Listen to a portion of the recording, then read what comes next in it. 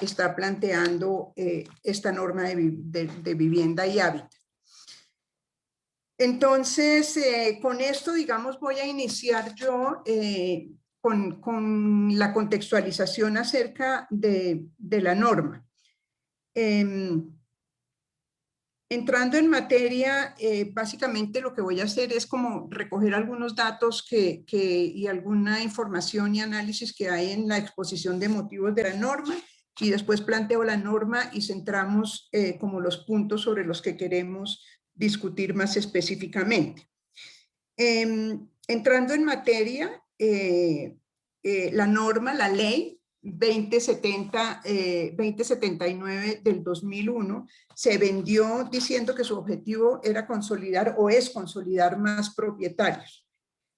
Como objetivos principales señalaba que esta ley debe brindar facilidades en el acceso a los subsidios de vivienda, reglamentar la política de vivienda rural, mejorar la capacidad de la planificación territorial de los municipios y adoptar normas que garanticen el derecho a una vivienda y un hábitat dignos. La formulación de esta ley está soportada en el artículo 51 de la Constitución Política, que señala que todos los colombianos tienen derecho a una vivienda digna, que el Estado fijará las condiciones necesarias para hacer efectivo este propósito, este derecho, y promoverá planes de vivienda de interés social, sistemas adecuados de financiación a largo plazo y formas asociativas de ejecución de estos programas de vivienda. En razón a esto, el Estado debe implementar unas políticas públicas promoviendo planes y proyectos de vivienda directamente o por intermedio de particulares. Hasta ahora, digamos, este propósito de atender el derecho a una vivienda digna y a un hábitat digno no se ha cumplido. Algunos datos que trae la exposición de motivos sobre la norma señala que el déficit urbano o carencia habitacional afecta a 1.7 millones de hogares concentrados básicamente en hogares de bajos ingresos, en déficit rural, más la respuesta que debe dar los programas de vivienda para atender a 254.000 nuevos hogares que están estimados se crean anualmente en el país. Este déficit, dice en la exposición de motivos, se da básicamente por el proceso de urbanización, en donde en las zonas urbanas se produce el 75% del PIB, que está generado en los centros urbanos, donde hoy se ubica el 79% de la población colombiana, y se estima que para el 2050 esta población urbana alcanzará el 86% de la población total del país.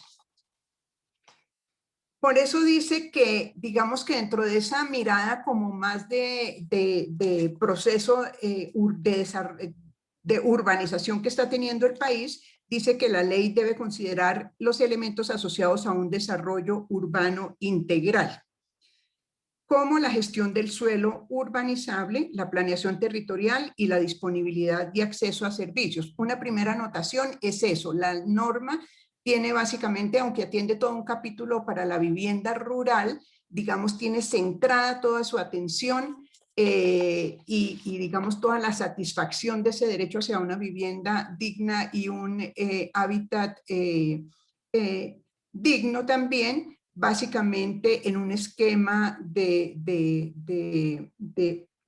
un país básicamente urbanizado. En el diagnóstico, digamos, también de la exposición de motivos en relación con el tema de planificación territorial, se señala que el 83% de los POT del país están desactualizados. El 50% de los municipios tienen zonas de expansión sin tener en cuenta criterios técnicos. El 61% de los municipios ha definido erróneamente los suelos de protección. El 21% el 62% de esos POT no cuentan con planos cartográficos, de los POT elaborados no cuentan con planos cartográficos. El 21% de los planos existentes no están georreferenciados. Y un dato aún más preocupante es que el 97% de los POT no cuentan con estudios de riesgo. Y esto, digamos, obviamente lo que ha producido como conclusión es una gran informalidad en la satisfacción frente a las necesidades de vivienda y un hábitat digno. Entonces, en medio de los estudios que realizaron para la norma, se estima que las viviendas y las áreas dotacionales requeridas demandan 3.400 hectáreas anuales, 3.400 hectáreas anuales de suelo urbanizable. O sea que se requiere un área importante de suelo urbanizable para atender estas demandas. Y eso es uno de los enfoques claros que tiene la norma, buscar, digamos, áreas urbanizables. El otro punto que trata en la exposición de motivos es como la dinámica que ha tenido la actividad de construcción en el país. Dice que la actividad de la construcción tuvo un crecimiento grande entre 2008 y 2016. Este crecimiento se contrajo entre el 2017 y el 2018 en 7.6 y 2.2% de empleos. Y en el momento en que se inició la construcción de la norma, decía, había una reducción de la vivienda BIS y la vivienda BIP. Sin embargo, durante el año 2020 se vendieron 176.157 unidades de vivienda BIS y no BIS. Y se marcó un récord histórico en las ventas anuales de vivienda. O sea, en plena pandemia hubo un repunte de la actividad de la construcción. En el segmento de vivienda de interés social se vendieron 125.000 unidades, siendo, dice esta exposición de motivos, el mejor año en viviendas BIS que se tiene registro con un aumento del 11% frente a los datos del 2019. Entonces, en este marco, digamos, lo que se pretende con la norma es iniciar, digamos, la formulación de una política de largo plazo para atender estas necesidades, que además requiere de una concurrencia armónica entre las diferentes entidades territoriales, ambientales, administrativas y de planeación. Esa, digamos, son como la sustentación que se establece en la exposición de motivos. Ahora, ¿qué contiene la ley? ¿O qué es la ley? ¿Cuál es la estructura de la ley 2079 del año 21? La ley tiene 59 artículos. En realidad es una norma que no es muy larga. Estos artículos están distribuidos en 5 títulos. El primer título es el título preliminar, que comprende 8 artículos y define básicamente el objeto de la ley, los objetivos, el ámbito de aplicación y los principios. Luego viene el título 1, que se denomina Instrumentos de fomento para el acceso a la vivienda urbana. Comprende los artículos 7 a 18. El título 2, que son acciones de promoción de vivienda rural, desarrollado entre los artículos 19 y 25. El título 3 es el que nos interesa y sobre el que nos vamos a centrar, es sobre ordenamiento y planeación del territorio. Comprende 10 artículos del 26 al 46 y está desarrollado en 3 capítulos. El primer capítulo sobre ordenamiento territorial y desarrollo urbano. El segundo capítulo de ese título 3 es sobre insumos para el plan territorial y el capítulo 3 es sobre espacio público. Y curiosamente, del título 3, que es sobre este tema de ordenamiento y planeación del territorio, salta al título 5, que lo denomina disposiciones finales. O sea, no existe en la ley un título 4, se lo saltaron. Si bien, digamos, toda la ley es importante en los temas de vivienda, en acceso a la vivienda, financiación, provisión de servicios, etcétera, el objetivo de este conversatorio nos interesa centrarlo en el título 3, que es sobre ordenamiento y planeación del territorio. El primer capítulo de este título es ordenamiento y desarrollo urbano. Allí básicamente se centra nuestra atención. porque se introdujeron una serie de modificaciones que nosotros pensamos que tienen unas implicaciones importantes para los procesos de ordenamiento territorial que se desarrollan en general en el país y en este territorio de la Sabana de Bogotá, que sabemos ha tenido, digamos, una experiencia un poco traumática sobre la elaboración y la formulación de los planes de ordenamiento territorial. ¿Por qué nos interesa este capítulo de ordenamiento territorial y desarrollo urbano? En primer lugar, porque se introducen unas modificaciones en el tema de instancias de concertación ambiental, que corresponde al artículo 26, que tiene que ver e introduce unas modificaciones al artículo 24 de la ley 388, en cuanto modifica el numeral 1 e introduce un parágrafo nuevo, el parágrafo 2. Las modificaciones tienen algo positivo en el sentido que esta modificación a las instancias de concertación ambiental tiene algo de positivo en la medida en que establece unos plazos perentorios en el proceso de concertación ambiental, cosa que es bien importante para que no siga sucediendo lo que hasta este momento se ha dado, y es un proceso de concertación que a veces dura hasta años. Los municipios duran años en este proceso de concertación, situación que deja en vilo a los municipios porque no se definen, digamos, el plan de ordenamiento territorial y no se supera esta etapa de concertación ante la CAR. Y también es importante que esta modificación que se hace al artículo 24 de la ley 388 define también unos plazos perentorios cuando el Ministerio de Medio Ambiente debe entrar al haber un desacuerdo o una no concertación en los asuntos ambientales. Digamos, esas son las cosas que me parecen importantes, los plazos perentorios para que esos procesos de concertación no se alarguen en el tiempo y dejen en vilo a los municipios. Una de las cosas que plantea esta ley frente a las instancias de concertación es que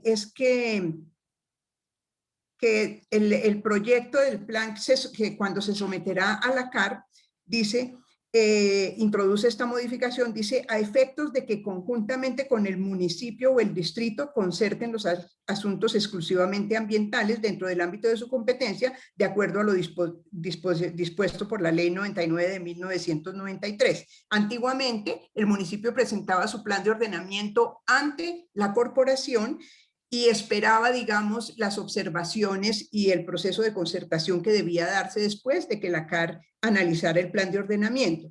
La introducción, la modificación que introducen aquí es que dicen que el plan de ordenamiento, el proyecto del plan de ordenamiento se someterá a la CAR a efectos de que conjuntamente el municipio o distrito concerten los asuntos exclusivamente ambientales dentro del ámbito de su competencia, de acuerdo con lo dispuesto en la ley 99 de 1993. O sea, la modificación que está introduciendo es que conjuntamente CAR y municipios entran a trabajar en todo el proceso de concertación. La inquietud que yo planteo en este tema es qué pasa con la transparencia en ese proceso que es puramente institucional entre la CAR y el municipio o el distrito. ¿Dónde queda la ciudadanía en ese proceso? Tengo, digamos, como inquietudes frente a eso.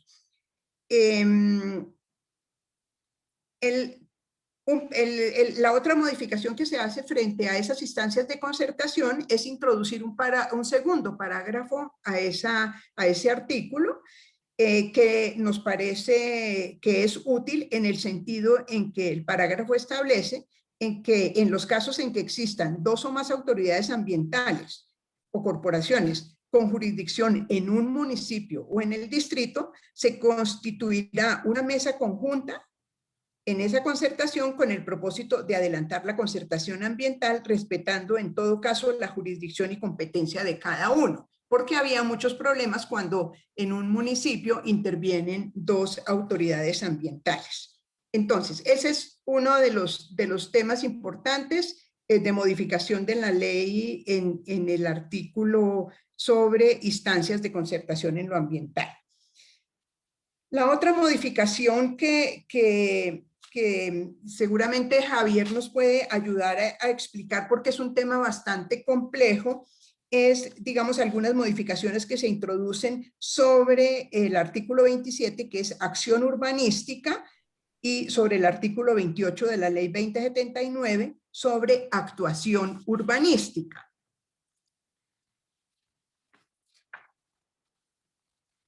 La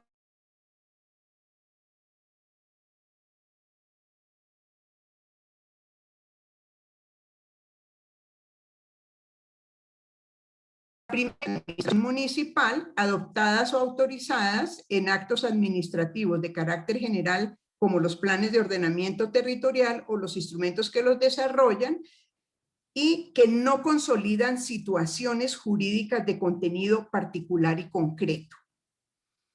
Un ejemplo de estas acciones urbanísticas son como la clasificación del territorio en suelo urbano, suburbano, rural y de expansión, o es el establecimiento de zonas para la localización de centros de producción o actividades terciarias, o es la identificación y caracterización de ecosistemas de importancia ambiental.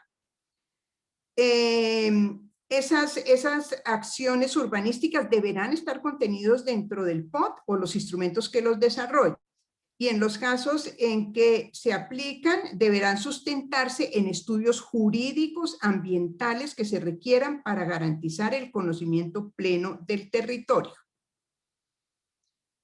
La segunda, digamos, modificación es sobre el tema de actuación urbanística, que es el artículo 36 de la ley, que modifica el artículo 36 de la ley 388. La actuación urbanística, en principio, ese artículo en la ley 388 estaba definida como actuación urbanística pública. Aquí, en la modificación que hace la ley de vivienda, se le quita el público. Entonces es solamente actuación urbanística. Y la actuación urbanística, dicen, son la parcelación, la urbanización y la construcción de inmuebles que se toma con base en decisiones administrativas contenidas en la acción urbanística. O sea que allí articula la acción urbanística con la actuación urbanística. Y estos actos administrativos de actuación urbanística, que tienen un contenido particular y concreto, consolidan situaciones jurídicas en cabeza de sus titulares y los derechos y las obligaciones contenidas en ellas. O sea, la acción urbanística no consolida situaciones jurídicas, mientras que la actuación urbanística, que son la parcelación, la urbanización y la construcción, sí constituyen, sí consolidan situaciones jurídicas. Tal vez Javier nos puede ayudar más adelante a... Luz Marina, te interrumpo un momentico. Es que estamos como correditos de tiempo, entonces a ver si podrías acotar un poco. Listo. Lo que más nos interesa, digamos, de la norma es las modificaciones que se introducen en el artículo 28, que es el procedimiento de planes parciales que modifica el artículo 27 de la ley 388. Entonces, aquí, digamos, es un artículo bastante largo y va introduciendo, digamos, algunas cosas menores que básicamente lo que hacen es acelerar, digamos, y agilizar algunos trámites que se dan en todo el proceso de formulación y aprobación de planes parciales.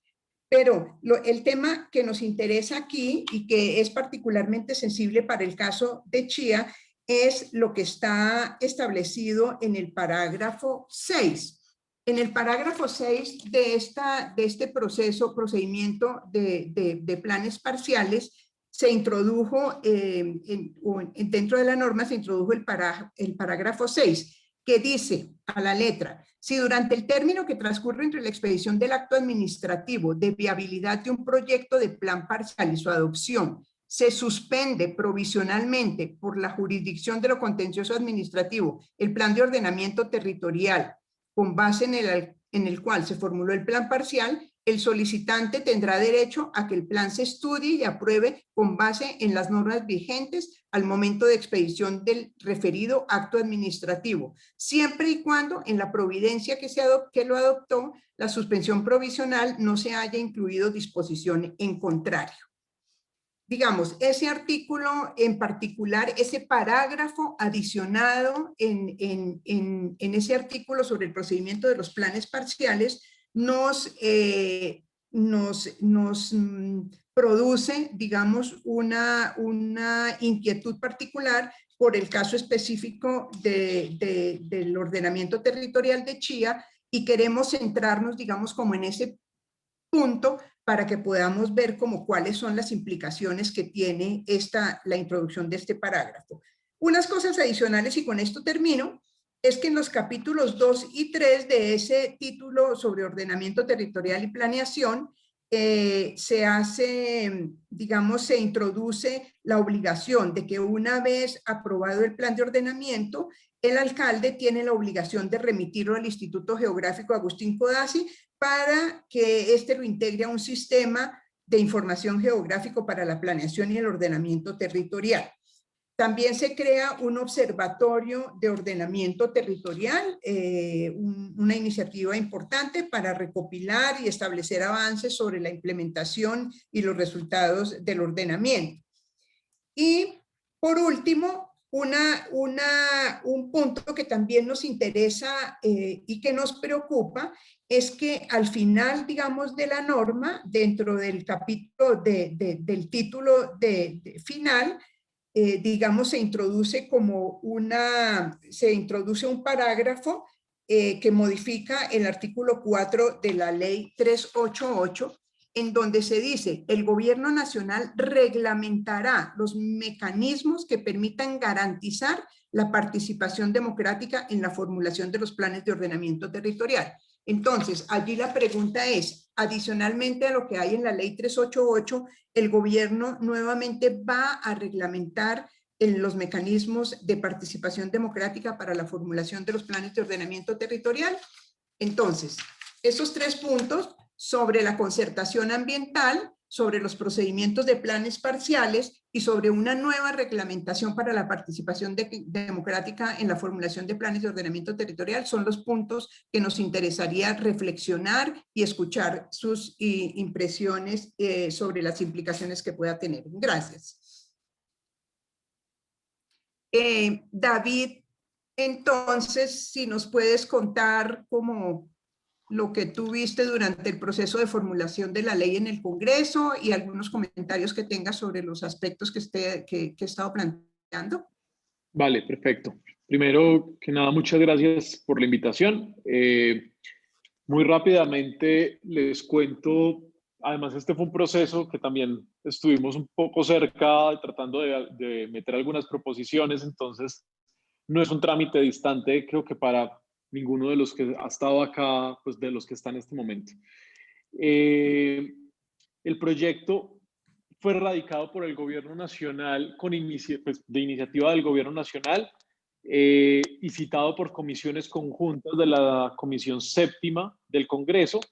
Esto que implica que se ahorran una vuelta del trámite porque tanto Senado como Cámara sesionan en la Comisión Primera conjuntamente. Esto normalmente es lo que muy coloquialmente, como nosotros llamamos el acelerador, cuando le meten el acelerador a algún proyecto radicado por el Congreso, pues por la Nación, que son los que pueden solicitar este tipo de sesiones conjuntas. Muy importante, digamos, el trámite inició como un proyecto que se vendió únicamente para modificaciones en el componente de vivienda. Era el bloque más grueso. Cuando conocimos el primer borrador del proyecto, era un bloque muy grueso sobre vivienda y hábitat, un bloque muy grueso sobre vivienda de interés social rural y un bloque mucho más pequeño sobre ordenamiento territorial. Dicho proyecto termina siendo una ley ordinaria con modificaciones a distintos temas de la ley 388 y con un bloque muchísimo más amplio, como lo mencionaba anteriormente Luz María, sobre ordenamiento territorial que tiene unas implicaciones bien importantes en el territorio. Yo quisiera, antes de pasar a los 3 puntos que Luz Marina plantea, hacer unas reflexiones importantes sobre los 3 componentes que yo creo como los 3 bloques temáticos en los que está comprendida la ley. El primero es el componente de vivienda nueva y de acceso a la vivienda. Gran parte de esa justificación, gran parte de la aceleradora del proyecto fue la justificación: necesitamos construir vivienda para la reactivación económica, entonces por esto hay que acelerar también los planes parciales. Entonces ese primer capítulo tiene todo que ver con la modificación del plan parcial, del artículo de los planes parciales. Dentro de ese primer capítulo, una cosa muy importante es, si bien el año pasado se desarrollaron muchas unidades de vivienda, cuando uno mira las tipologías de subsidios que se están entregando, son subsidios a algunos subsidios de vivienda BIS y VIP, y se aumentó el subsidio a las personas no BIS y VIP. Entonces hay un nuevo nicho de población que está invirtiendo en vivienda y eso hace que las cifras crezcan un montón. Porque esto es importante en materia de ordenamiento también del territorio. Esto de hecho fue una proposición que trabajamos previa, que no fue votada, básicamente en la que intentábamos que no únicamente se pensara en cantidad de unidades de vivienda, sino que se pensara en la calidad de las unidades de vivienda que se iban a construir en el territorio, con unos mínimos. La proposición básicamente tenía unos mínimos puntuales sobre la calidad de las unidades de vivienda que se iban a construir. Esto obviamente pues no quedó. Después viene un componente sobre vivienda rural, que termina siendo el componente más escueto, cuando fue el componente más anunciado de toda la ley. Es un componente que tiene únicamente 5 artículos, de los cuales uno de ellos dice que la financiación de la vivienda rural en Colombia se va a dar del presupuesto general de la nación. O sea, eso es un artículo de la ley. Ahí hacemos un énfasis bien importante, porque también ha sido una lucha de todos intentar incluir o redistribuir la riqueza de las zonas urbanas a las zonas rurales, entonces poder dividir el porcentaje de inversión de las zonas rurales, de las zonas urbanas, para suplir ese déficit rural y llegar a puntos muy similares en zonas donde tenemos un déficit altísimo. Y el último, como lo mencionaba Marina, es el componente urbano. Ahí creo que es bien importante aclarar, el artículo que más ruido logró generar y por el que casi todos nos alertamos y en ese momento empezamos a trabajar en proposiciones, fue derrotado durante el debate, que era el de incorporación del suelo de expansión urbana sin trámite en el Consejo. O sea, era una incorporación express del suelo de expansión urbana. Adicional a eso, pues está el de planes parciales que mencionaba Luz Marina anteriormente, que es fundamental porque está justificado básicamente en la necesidad de habilitar o de construir muchísimo más rápido suelo para unidades de vivienda. Tiene unas implicaciones duras en el territorio, es literalmente una forma de acelerar también las construcciones de los planes parciales en municipios donde históricamente han estado muy estancados. Yo quisiera también hacer énfasis sobre el artículo. Hay un artículo que no ha sido muy mencionado históricamente de la ley, pero yo creo que es un artículo que merece una revisión importante porque crea un precedente dentro del ordenamiento, y es el artículo sobre los ETCRs, donde dicen que crean unos planes formulados por el gobierno para los ETCRs, que inicialmente dentro del proceso de paz se pensaron como zonas transitorias, pero la lógica y la dinámica misma de la implementación del proceso ha hecho que se conviertan en zonas permanentes. Crean unos planes donde dicen los consejos municipales no son oponibles a ninguno de los planes que nosotros presentemos. Básicamente estos son planes que se llevan al consejo y el consejo los tiene que aprobar. O sea, en suelo que no esté incorporado ni siquiera, no tiene ninguna categoría. En este momento ese suelo, para efectos del ordenamiento territorial en Colombia, es una finca donde vive mucha gente. Entonces, es un artículo en el que hay que tener al menos como una doble lectura, porque suena muy bien en la manera, bueno, vamos a implementar el ordenamiento en los ETCRs, pero realmente no hay ordenamientos, son unas licencias para poder formalizar estos sectores y poder cumplir con una meta que es necesario cumplirla, pero también hay que pensar en cuál es ese trámite para poderla cumplir.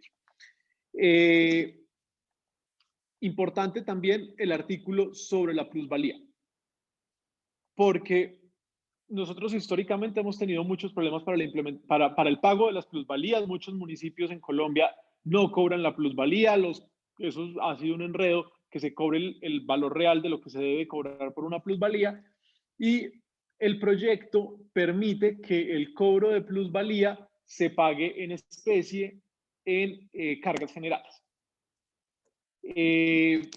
Ahí es muy importante, al menos desde la ciudadanía, yo creo, hacer mucho énfasis en el mapeo de esas obras de carga general que se van a pagar con el dinero de las plusvalías. Porque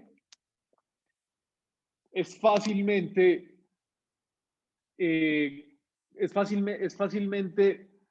distribuirle ese recurso. O sea, a nosotros nos dicen, vamos a pagar tal cantidad de dinero de plusvalía, pero lo podemos pagar dentro del mismo proyecto que nosotros, sobre el proyecto o el hecho generador de la plusvalía. O sea, es un poco extraño. También tendrían, creo que plantear como un seguimiento importante sobre ese artículo.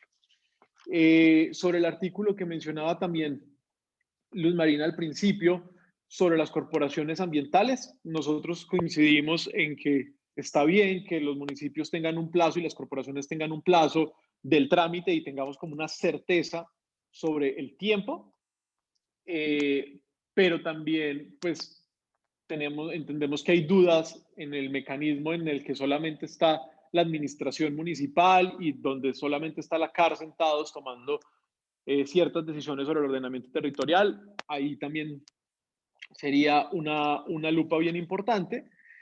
Y en el de las actuaciones urbanísticas y las acciones urbanísticas, pues básicamente porque se amplía el número de las actuaciones urbanísticas que reglamentaba inicialmente la ley 388.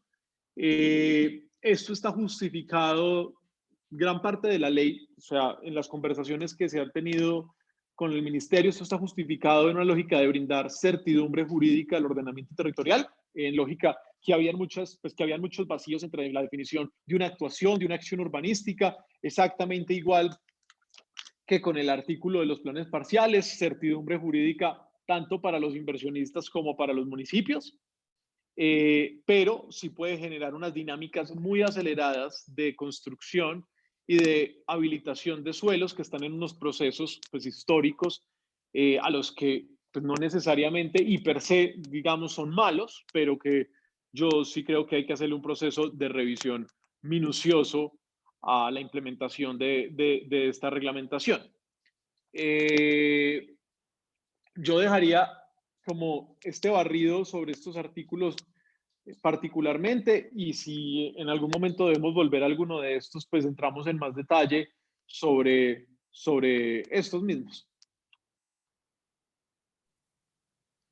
Gracias, David. Muy una amable. última cosa, Luz Marina, Sí. que me preguntaban en el documento de preguntas guías, se me olvidaba contestarlo, si este proyecto era sujeto de revisión de la Corte Constitucional.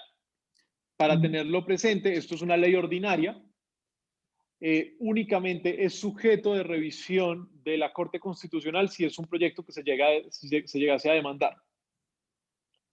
Al ser una ley ordinaria, porque no se encuentra dentro del tipo de, no se encuentra dentro de decretos de facultades extraordinarias, de leyes aprobatorias de tratados, de decretos legislativos, que son los que tienen el trámite de constitucionalidad de revisión directa de la Corte.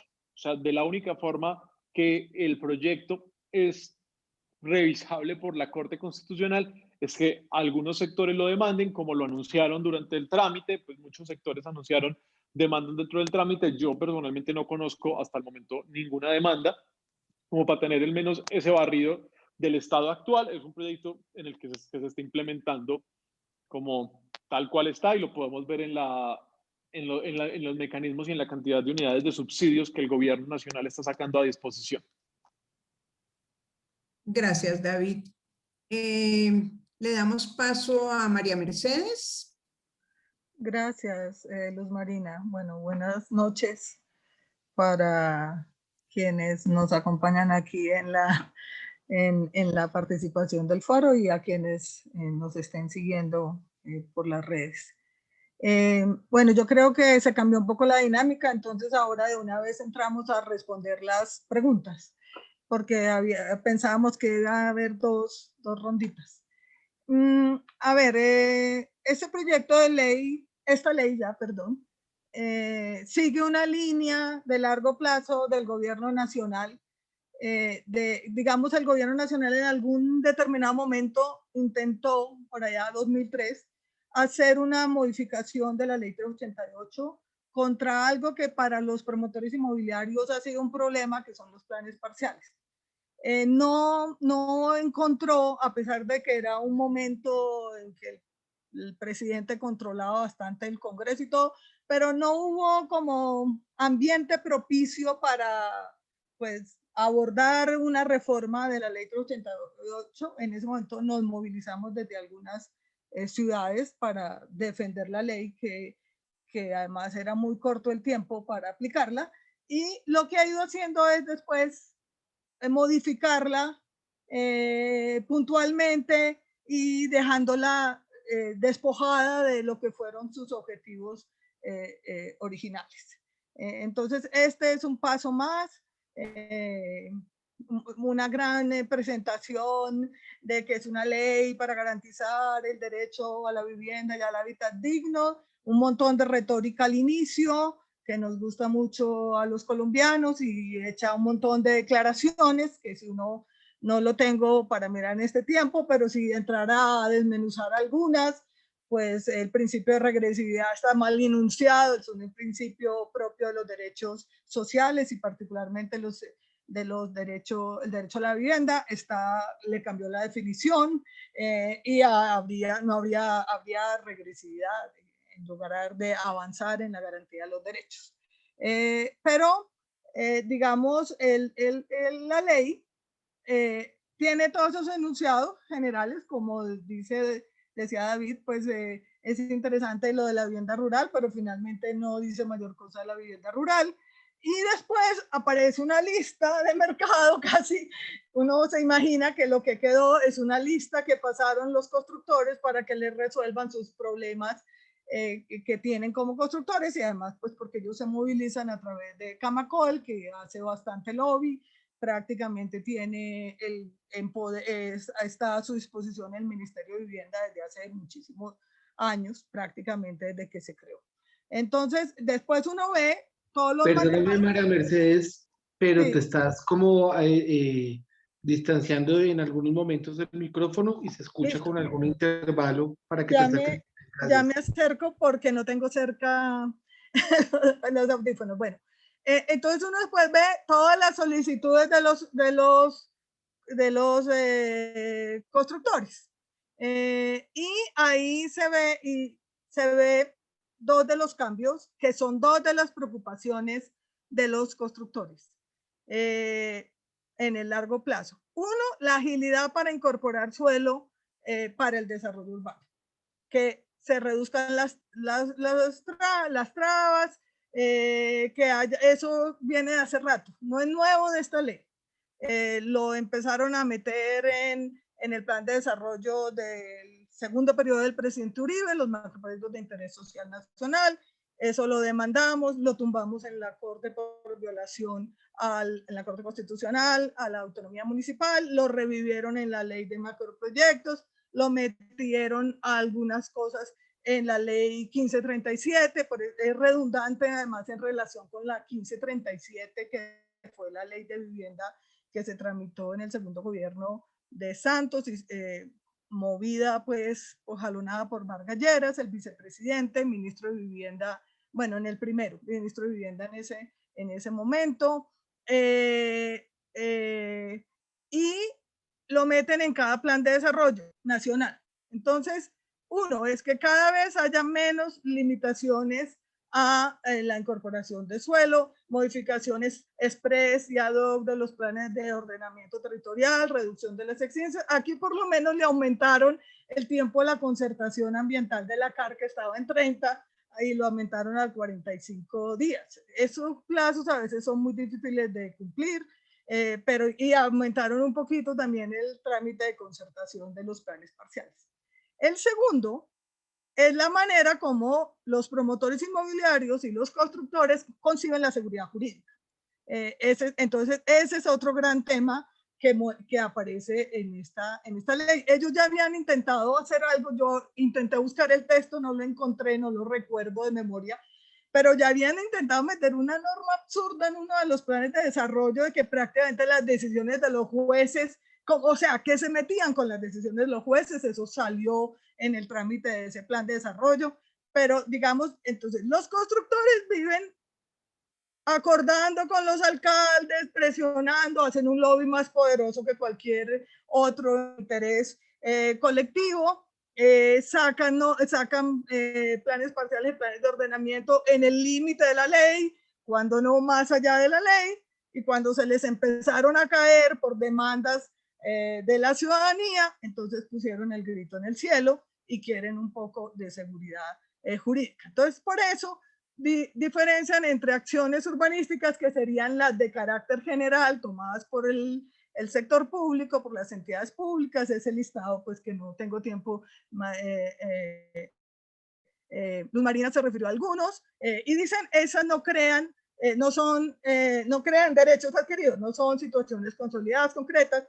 En cambio, las actuaciones urbanísticas, que ese artículo no era para hablar de la licencia de urbanismo, ni la licencia de parcelación, ni la de construcción, era para entender las modalidades de actuación pública y privada. Inclusive ahí le quitaron un artículo que era importante, que decía, se hace de manera voluntaria, obligatoria, a través de asociación entre los propietarios. Esa es la base al instrumento del reajuste de terrenos, que es lo que realmente se busca con un plan parcial. Le mocharon eso ahí, un poco para meter que eso sí crean derechos adquiridos o situaciones jurídicas particulares, que eso ya está dicho, la licencia es así, no tenían que meterlo aquí, tal vez lo tienen en decretos, bueno, pero eso no, ya lo metieron por allá en una ley de antitrámites, que la licencia crea derechos adquiridos. Inclusive en la reforma al Código de Procedimiento,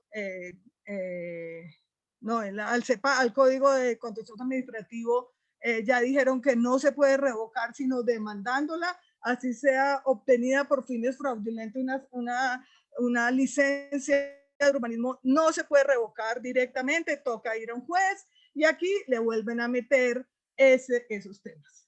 Entonces, esos son los temas que ya vamos a la pregunta concreta del parágrafo 6 del artículo que modifica los planes parciales. Ahora la novedad es que siempre se metían con las modificaciones express de los planes de ordenamiento. Ahora se fueron a los planes parciales, que como les digo, desde el 2003 están intentando desaparecer los planes parciales y buscar mecanismos paralelos de modificación de incorporación de suelo para usos urbanos. Digamos, la ley 388 tiene dos instrumentos o instituciones básicas, que son uno, la clasificación del suelo, de donde está el suelo de expansión, que cada POD, esa es la discusión más fuerte, que se define como que podrá entrar a usos urbanos dentro de la vigencia de un POD. En Bogotá hemos dado buenas peleas con esa discusión. En los municipios de la Sabana hay que darla en el suelo de expansión y en el suelo suburbano, porque por lo menos Bogotá acabó el suelo suburbano, para bien o para mal, yo creo que mejor para bien, y dijo no hay. En cambio, el mayor crecimiento en la Sabana está en el suelo suburbano. Y además de la clasificación del suelo, la programación del suelo, que se hace a través del plan parcial y los planes de desarrollo económico y social. Entonces, se hace a través de un plan parcial, que es de nuevo el espacio donde se discute dónde está lo colectivo, como si hay redes de servicios públicos, si hay infraestructuras de movilidad, si hay espacio público, hoy en día tenemos los porcentajes obligatorios directos automáticos de vivienda de interés social y prioritario. Y cómo se defiende lo ambiental. Entonces, era un esquema bastante interesante que se ha ido desvirtuando. Inclusive, el que iba definiendo lo que se llama el programa de ejecución del plan de desarrollo iba completando cada 4 años, concretando esa programación.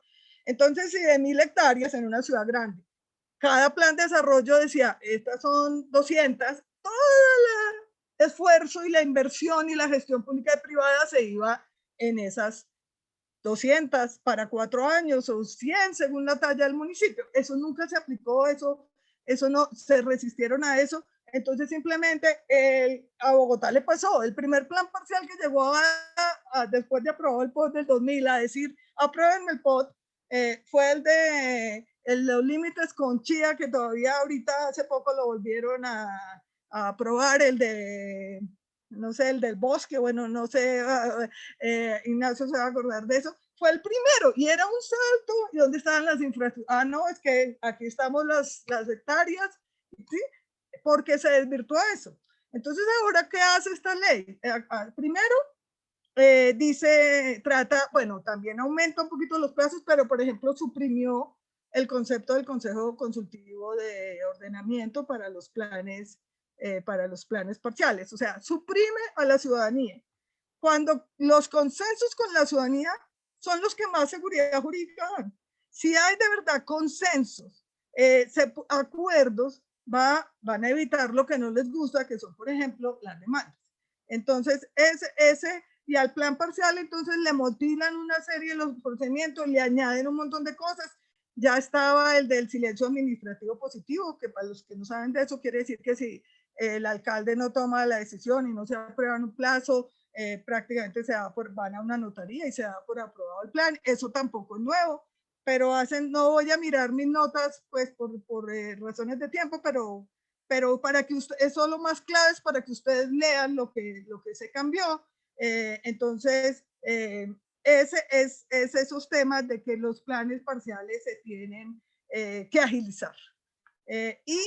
Y viene esta norma de que si un plan parcial se radicó bajo una norma X, eso también ya está, o los lo ponen siempre, que es el famoso régimen de transición. Es cierto, para un promotor privado o constructor que sale a comprar suelo, hay algunos que tienen suelo desde hace años, pero el que sale a comprar suelo, porque el que tiene el suelo hace años es un agente económico distinto, es propietario de suelo, pero el constructor que hace el esfuerzo, diseña un proyecto, sale a comprar suelo, aporta capital, reúne a varios para hacer el proyecto o hace preventas, pues sí tiene necesidad de un marco jurídico relativamente estable, así como la ciudadanía.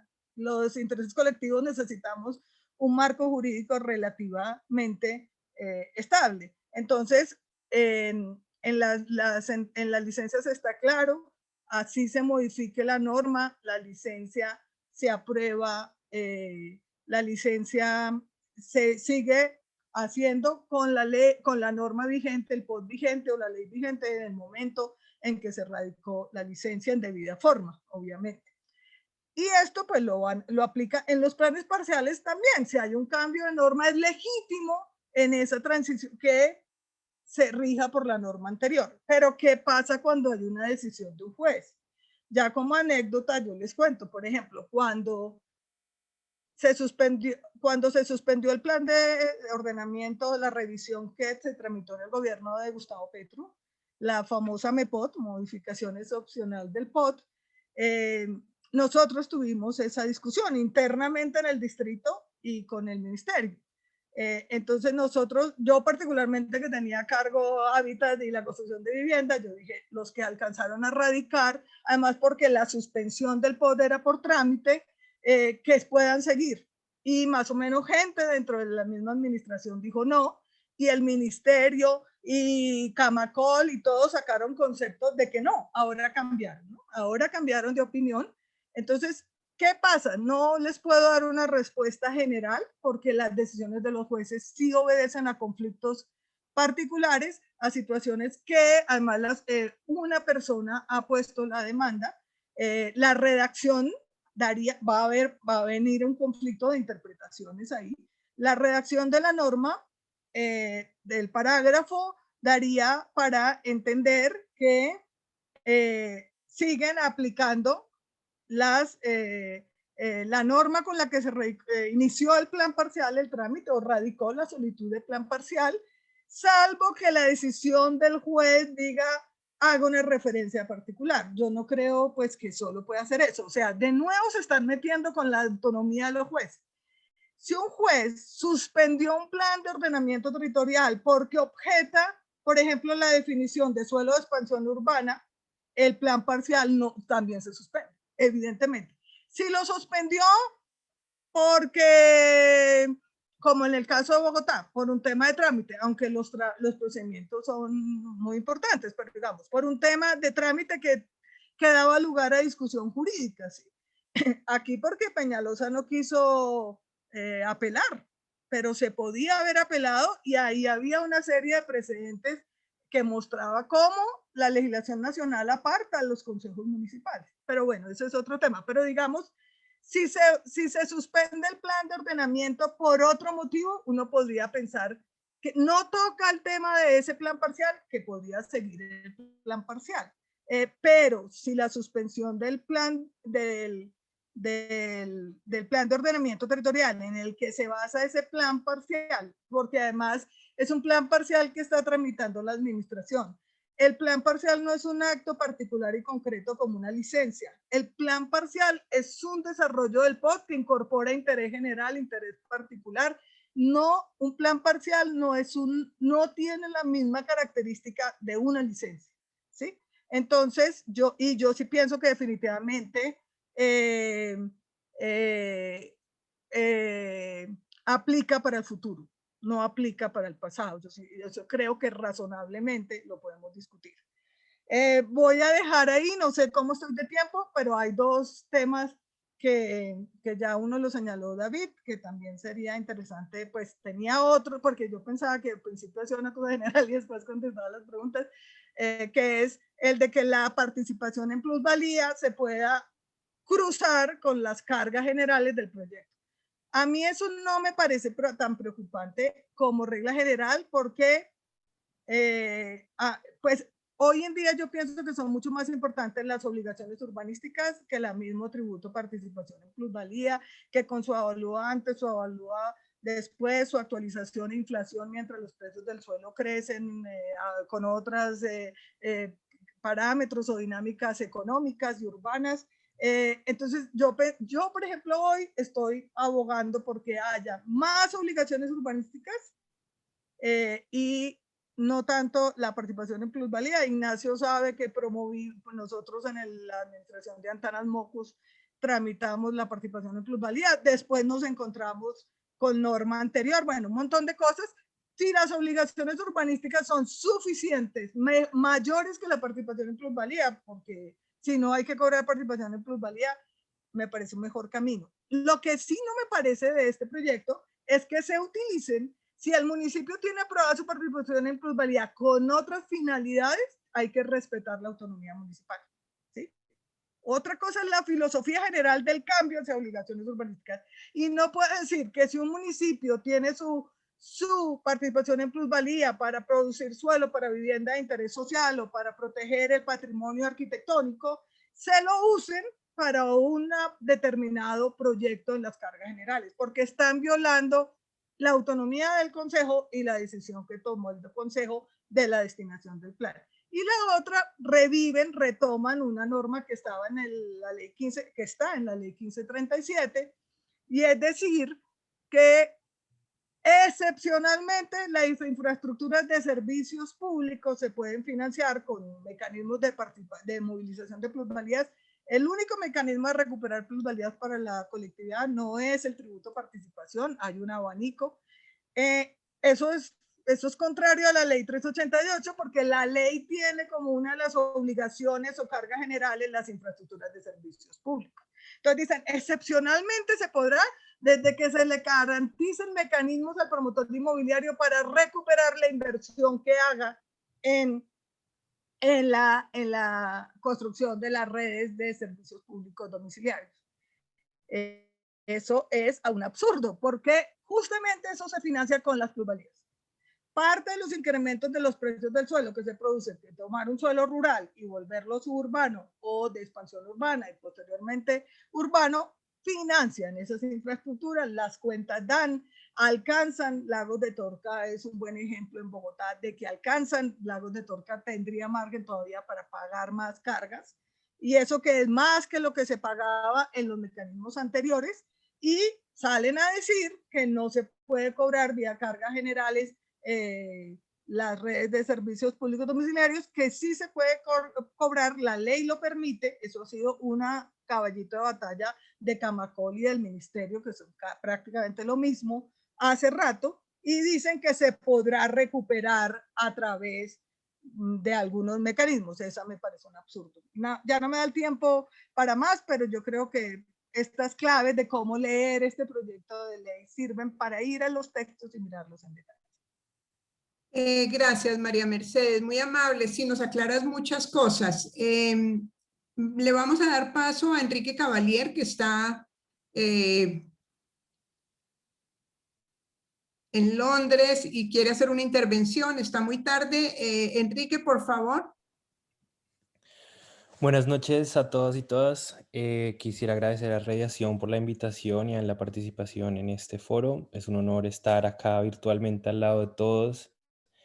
Para los que no me conocen, mi nombre es Enrique Cavalier, soy arquitecto e investigador. Estudié en la Universidad de Virginia, luego trabajé como arquitecto y ahora me encuentro en Londres, donde acabo de terminar mi maestría en el Bartlett School of Architecture.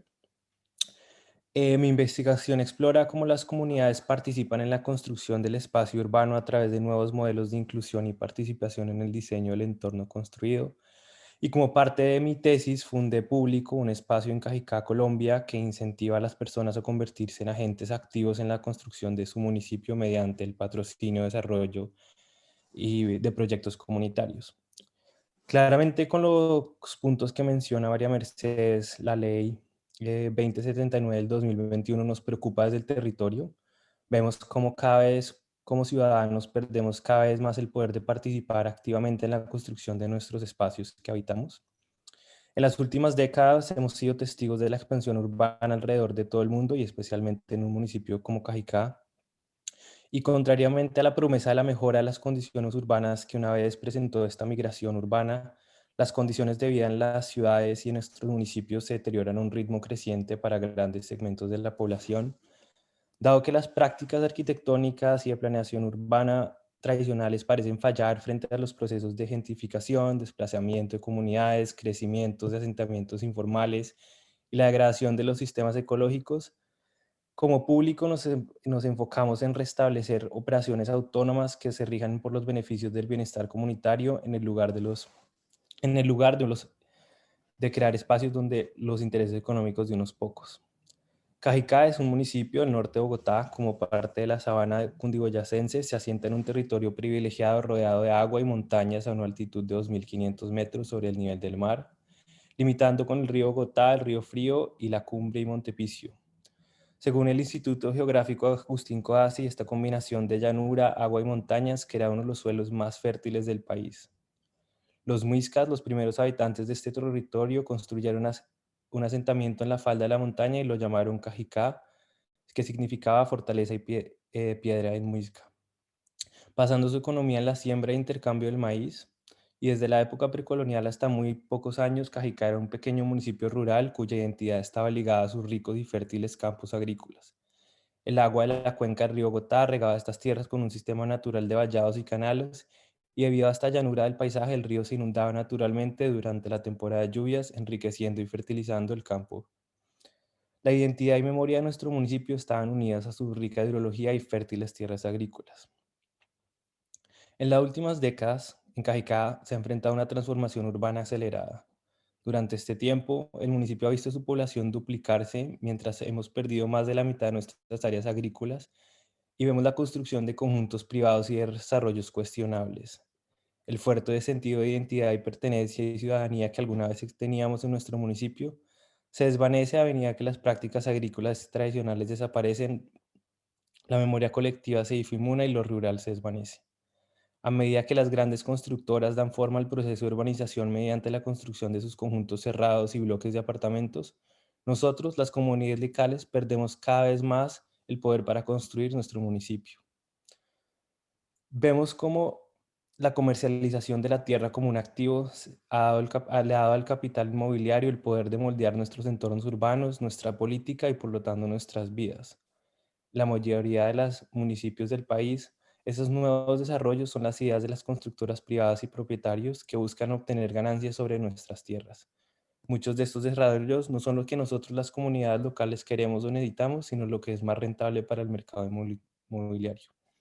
Este es el lugar y la situación que dan inicio a la creación de Público, un municipio donde las desigualdades sociales están muy presentes a través de disparidades espaciales y donde las comunidades locales han perdido toda la participación en el diseño y la construcción de los entornos que nos rodean. En un lugar donde unos pocos expertos planifican el futuro en nombre de la mayoría, Público, nos proponemos crear un esquema donde el bienestar y los intereses colectivos impulsan el diseño y la construcción de nuestros entornos edificados y naturales. Al operar como un lugar de intercambio entre usuarios y espectadores y ocupantes, Público hace que las prácticas de creación de ciudad sean accesibles a una más gama amplia de las personas. Desde este espacio nos preocupa inmensamente cómo esta ley nos quita cada vez más poder como ciudadanos de construir nuestros espacios, dándoselo de nuevo a los desarrolladores y constructores privados. Eso era como el texto que teníamos preparado. Gracias, Enrique, muy amable. Estamos bien cortos de tiempo. Le damos paso a Luisa o a alguno de los representantes de los consejos territoriales de Chía o de La Calera. Por favor, si nos podemos centrar como en el análisis primero, muy inicial y estamos haciendo sobre la ley. Si me das el permiso, Luz Marina, con todo el gusto. Sigue, Pablo. Vale, muchas gracias. Bueno, varias cosas. Me voy a referir en el mismo orden en que han hablado algunos de los que me antecedieron en el uso de la palabra.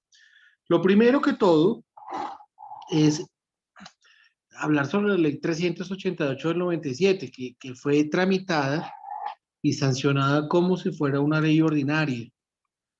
Esto me parece que ha pasado por alto por muchos constitucionalistas. Yo no soy constitucionalista, pero me parece que es bastante discutible que haya sido tramitada como una ley ordinaria, y eso permite que la ley que hoy estamos estudiando, conversando sobre ella, pues que sea también una ley ordinaria, teniendo el principio general de que las cosas en derecho se deshacen del mismo modo como se hacen, o se modifican del mismo modo como se hacen. Pero bueno, estamos hablando de una ley que es trascendental, una ley que, si miramos en estricto sentido, no habló sobre ordenación del territorio, habló más de normas constructivas, y a eso se refirió la ley 388, que hablando con amigos que son muy juiciosos en el estudio, como el doctor Jorge Iván Rincón, hoy director del Departamento de Derecho Administrativo del Externado, o con el doctor Camilo Valencia, es bastante peculiar cómo se hizo y cómo se estructuró y cómo se mantuvo cómo se mantiene en el tiempo con tantas dificultades desde el punto de vista de su disposición normativa. Pero bueno, como dicen algunos, eso es lo que hay. En cuanto a lo que decía Luz Marina en torno de los argumentos de la presentación del proyecto de ley, claramente en el último periodo, con toda clase de políticas de financiación, favoreciendo sobre todo al sector bancario, en torno de los créditos constructores y de la financiación de vivienda, pues claramente se aumentó la adquisición de vivienda, incluso en estratos bajos, y de eso no escapan nuestros municipios de la Sabana Centro, como Chía, Cajicá, Tocancipá, Chancipá, y eso lo vemos.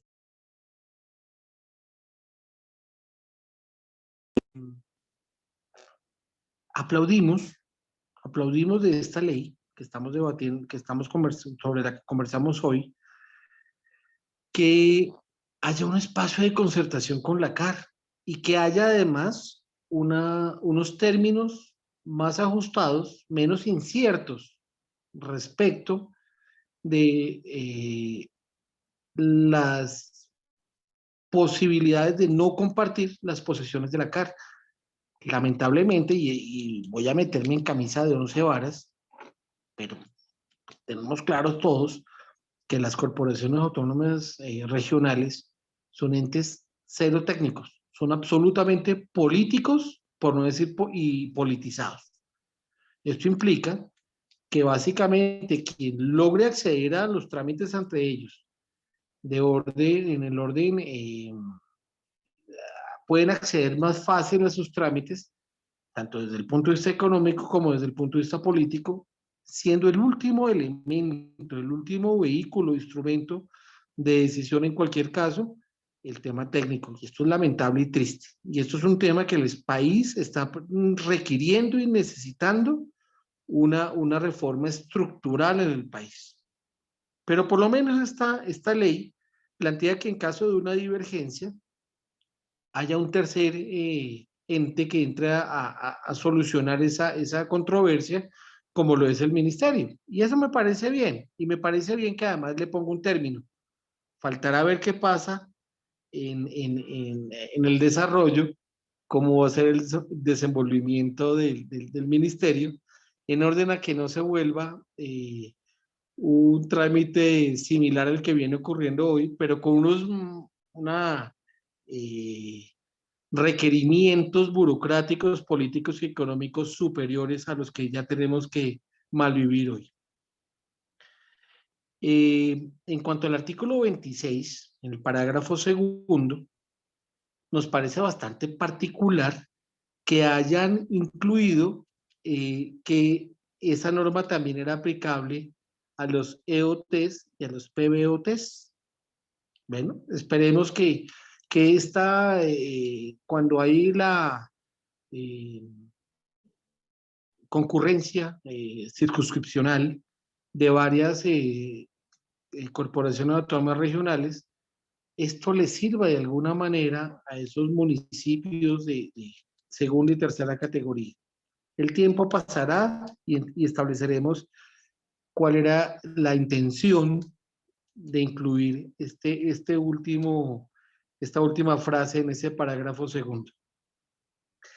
Otra cosa que quiero decir respecto al artículo 27, y es que habla de las acciones urbanísticas, y cuando las va a mencionar dice, entre otras, y en esto quiero ser muy claro en el tema, y es que no se trata de una enunciación taxativa, sino meramente enunciativa, es decir, no son las únicas acciones urbanísticas. Ahí viene la pregunta que es trascendental y que fue lo que trataron de hacer de pronto esos decretos inagotables, interminables y cero pedagógicos que hizo el gobierno anterior, del presidente Santos, en torno de unir y hacer una compilación de distintas normas, a ver si esas acciones urbanísticas, aparte de esas hay otras, y cuáles serían.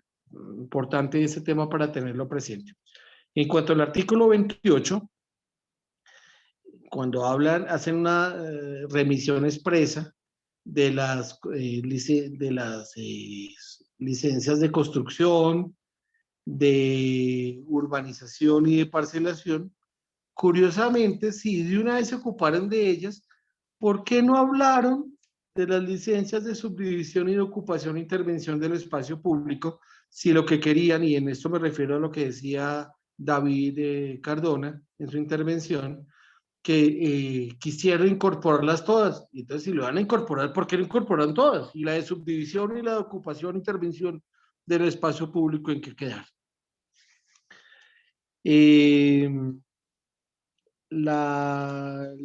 Bueno, ahí Luz Marina hacía una advertencia de que se le quitó el término de público cuando hablaba en el artículo 28.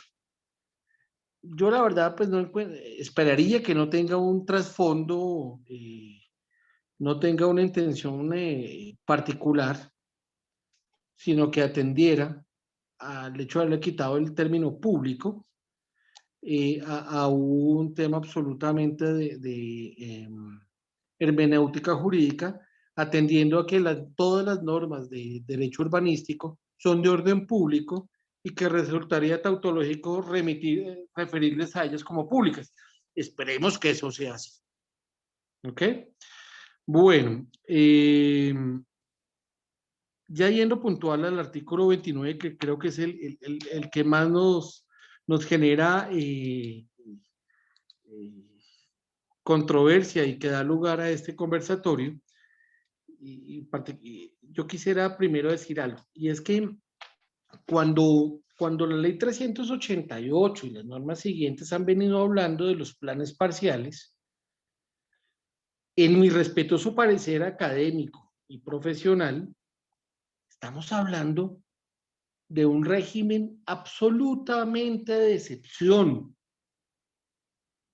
Lo ideal, lo normal, lo esperable, lo pertinente, es que cada POT, EOT o PBOT regule la ordenación del territorio de manera integral. Y solamente por vía de excepción, los consejos municipales le otorguen a la administración municipal en cabeza del alcalde, y a través de sus entes de la oficina pertinente de planeación, sea la oficina o secretaría o dirección, como la quieran llamar en cada ente territorial, municipio o distrito, sea por vía de excepción, bien sea para manejar los planes parciales de determinados sectores que no se esperan que tengan, al menos en la inmediata o mediata ejecución de ese POT. Cada vez que hablo de POT me refiero incluidos EOTs y PBOTs, que en esa vigencia inmediata o mediata no vaya a haber desarrollos ni de esos sectores, y entonces le resulta imposible tener una bola de cristal que le permita establecer cuál va a ser en el futuro el desarrollo urbanístico que debe tener, y en orden de eso entrar a generar una regulación puntual. Y eso es normal, y eso no, creo que, y lo mismo sucede con los macroproyectos, es decir, si se determina que en un sector va a haber un macroproyecto que sale de la capacidad técnica, financiera, económica del ente territorial, poder determinar que se puede, dentro del polígono, se determina que queda vinculado al desarrollo de un plan parcial. Pero aquí viene un segundo tema trascendental, y es normativo, y esta norma lo ratifica, y es que un plan parcial, indistintamente de cuál sea su origen, es decir, que lo plantee de oficio la misma administración, que sean asociaciones o que sean los particulares propietarios de los terrenos los que lo planteen, no es directamente un plan parcial el que se propone, sino que tiene que haber primero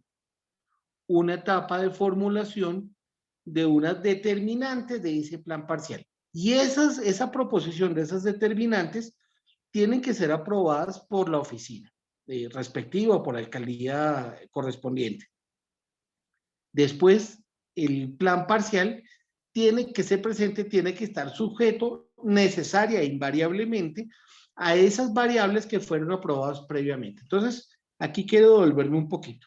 Entonces, yo decía que los planes parciales, en mi concepto respetuoso, son excepcionales, no son norma general. Y eso creo que en eso están fallando de manera permanente, porque está abierto el boquete, la puerta está abierta en la norma nacional por las alcaldías de los distintos, de muchos municipios y distritos.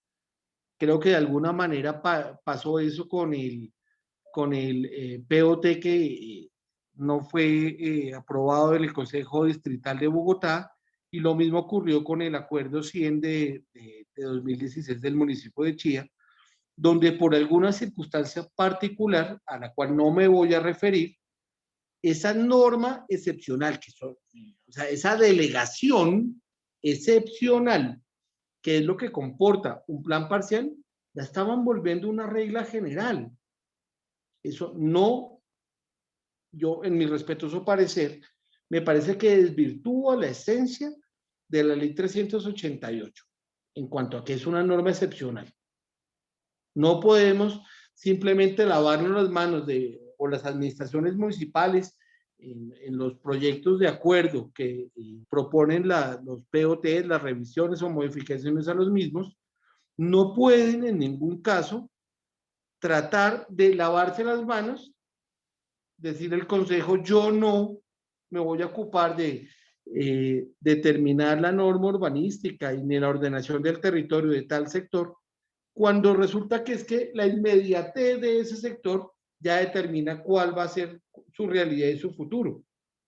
Y en cambio se la voy a transmitir al Ejecutivo, perdóname, a la Administración Municipal, porque ambas, tanto el Consejo como la Alcaldía hacen parte del Ejecutivo. En ningún caso los consejos son legislativos, que eso es un tema que normalmente hasta los abogados tienen ese hierro elemental de formación. Pero no se le debe transmitir algo trascendental como definir la norma urbanística de la administración municipal, pudiendo hacerlo desde el acuerdo mismo que aprueba los planes de ordenamiento territorial. Dicho esto, yendo ya puntualmente al artículo 29 y al parágrafo 6, está diciendo algo trascendental, y es, ya tienen que estar aprobadas por la administración las determinantes. Si las determinantes no están aprobadas por la oficina de planeación respectivos o por alcaldías respectivos, según cómo esté organizada cada ente territorial, aun cuando cambie el POT, no les son respetables esos condicionamientos para el plan parcial. Ojo con eso, quiero invitarlos a que lean puntualmente la norma, para que haya ese respeto a lo que se presentó para el plan parcial. No es la solicitud de aprobación del plan parcial, es para la solicitud del plan parcial, pero ya tienen que estar aprobadas previamente por acto administrativo las determinantes. Y antes de eso, en cada POT tiene que estar aprobado el polígono respectivo que esté sujeto a ese plan parcial. Viene un tema trascendental y es en torno del artículo 37. Perdóname, lo voy a buscar acá un segundito. El artículo 37, que se refería puntualmente a...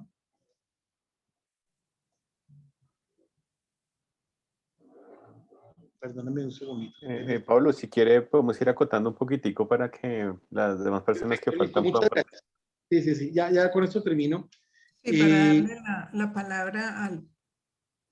Bueno, entonces omito lo del artículo 37, quiero referirme a algo puntual, y es al tema de lo de la carga general, frente a la posibilidad de que se vuelva una carga general y no necesariamente una compensación económica frente a la plusvalía. Aclarando claramente que la plusvalía no se trata en ningún caso ni de un impuesto ni de una contribución, sino que se trata de una carga tributaria particular, que es la de participación, y tiene unos casos expresos en la ley, desde luego diciendo que Luz Marina, algún día tenemos esa conversación, los impuestos solamente pueden tener origen y creación en el orden legislativo.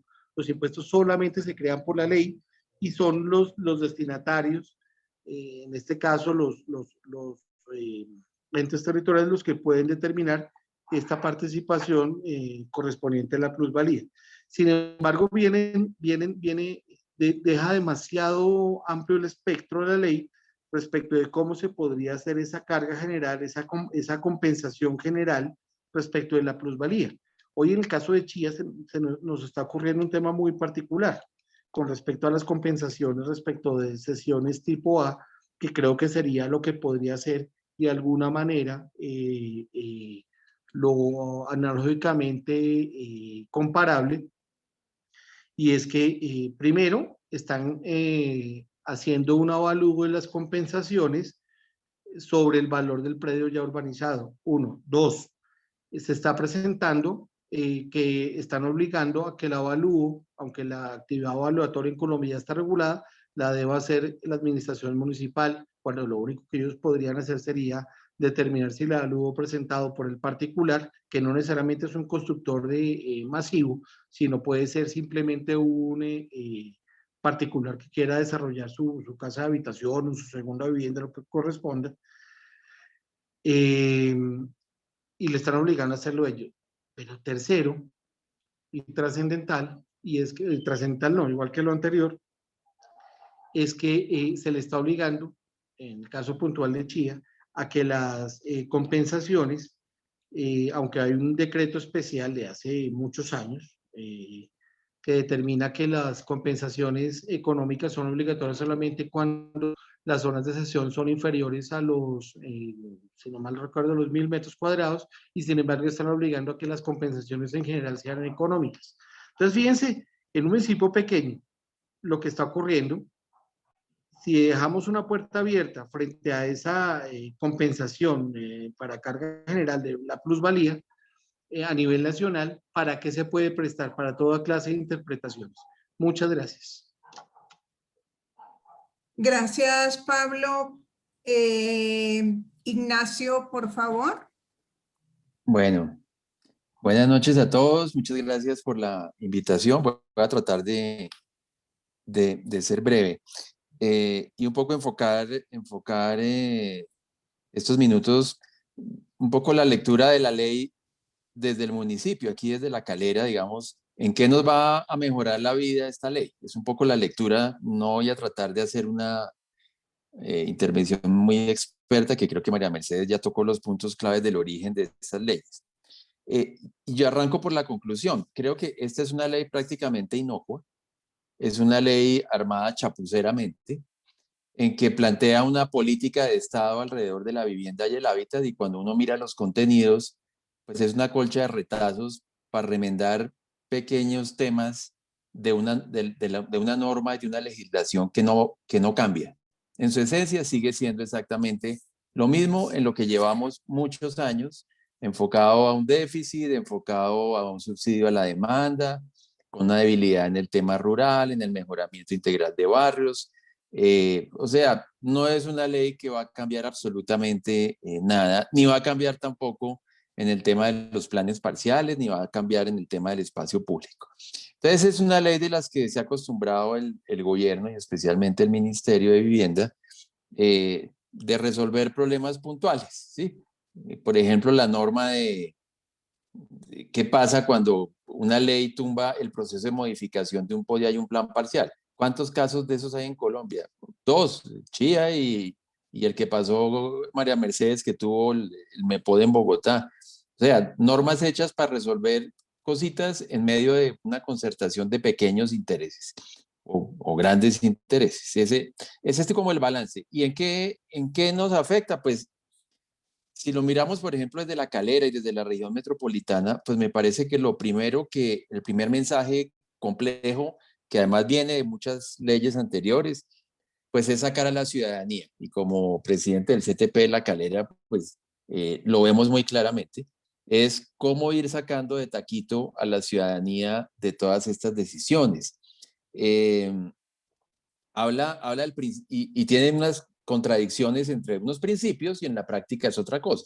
En el principio de equidad habla de promover la participación, pero la asocia solo a las entidades del Sistema Nacional de Vivienda. La gente no existe, aquí desaparecieron las organizaciones populares de vivienda. Aquí en La Calera tenemos una OPB que lleva bregando 140 familias para tener un suelo y no ha sido posible con planes parciales gigantescos que se están haciendo que puedan tener acceso a un suelo, a una manzana de suelo vía plusvalía, vía carga, lo que sea, para que con su condición de ingresos puedan hacerlo. No, es por subsidio a la demanda, con caja de compensación, con otros mecanismos al que ellos no llegan, al que ellos no llegan. Entonces, por muchos lados están los mensajes, ya María Mercedes comentó, de ir cercenando y quitando el espacio a los ciudadanos. Y si lo confrontamos con la seguridad jurídica, pues entre más se cercene el espacio a los ciudadanos, que son cada vez más conscientes de su territorio, pues la inseguridad jurídica va a ser mayor, porque se resuelve en los tribunales, que es lo que está sucediendo, como sucede con el sector minero energético, como sucede con el tema del ordenamiento. No hay de otra, porque lo que se busca es cerrar los espacios. El segundo tema es que no resuelve un tema estructural y que tiene que ver con los planes parciales y el ordenamiento, que es la capacidad técnica y la transparencia. Ahí habla de la transparencia. Y sobre eso pues no se dice absolutamente nada. Y la transparencia es el tema que nos está afectando más en el ordenamiento, en los planes parciales y en la capacidad institucional, en las asimetrías que tienen también las oficinas de planeación, en las que no actúan corruptamente, no tienen capacidad técnica. Frente a un fenómeno natural y global de la gran metrópoli, que es obviamente el del crecimiento, el del crecimiento inmobiliario. Entonces, ahí tenemos unas asimetrías y pues sobre eso no hemos avanzado absolutamente nada. El tercer tema es, ¿cómo le va a garantizar esto el acceso a la vivienda a los más pobres? Pues se supone que es una política de Estado y todo ese bombo que tiene al comienzo. Pues les comentaba el caso de la OPB, no le va, absolutamente no tiene nada para poder decir que van a cambiar las circunstancias de lo que se ha hecho hasta ahora. Hay unas mejoras por ahí puntuales en unos temas de financiamiento, de acceder a unos bonos, de mejorar ese proceso, etcétera, pero sigue jugándose a lo mismo. Y por ejemplo, un tema también crítico, que es el de la habitabilidad, ¿bajo qué condiciones? La gran reflexión que ha habido por el COVID es, tenemos que cambiar las condiciones de hábitat. Pues no, aquí seguimos con un concepto totalmente restringido de déficit cuantitativo y cualitativo de vivienda. No hay ningún cambio, ningún aporte. Y ese tema de cómo entender de otra manera, entonces, eso, ¿a quién se deja? Al mercado, no estamos haciendo nada. Entonces, la ley habla de, en principio, el principio de sostenibilidad, que habrá calidad de diseño, habitabilidad, construcción sostenible. ¿Quién define eso? Lo define el mercado. Eso no lo define el Estado ni lo interviene el Estado, eso lo define el mercado.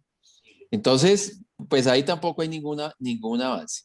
Lo otro es cómo maniatar a los municipios. Entonces, hay un proceso sostenido en el tiempo de recentralización de funciones, de quitar funciones, no solo a la ciudadanía, sino también a los municipios.